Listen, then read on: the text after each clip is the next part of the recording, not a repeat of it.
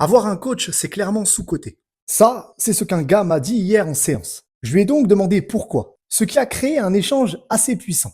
Il m'a alors répondu que pendant 10 ans, il pensait bien faire sur l'alimentation et le sport, alors qu'au final, il s'est plus créé des troubles alimentaires à force de trop se restreindre, et il s'est créé des déséquilibres corporels qui lui causent aujourd'hui pas mal de douleurs, par exemple à son dos.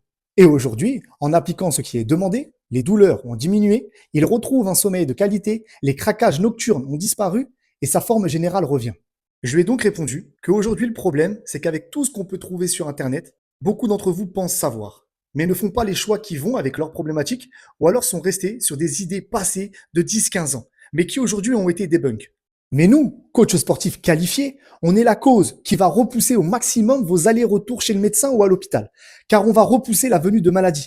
Parce qu'on sait déjà que bouger et bien manger renforce votre système immunitaire. Parce qu'on vous sécurise dans vos exécutions ou parce qu'on vous fait travailler en fonction de vos problématiques.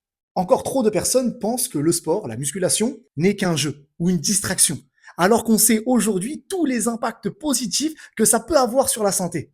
En prenant conscience de ça, je pense que beaucoup de personnes n'auront plus peur d'investir dans un coach. Car oui, c'est un investissement sur le long terme et on en est conscient. C'est un investissement d'apprentissage et de durabilité.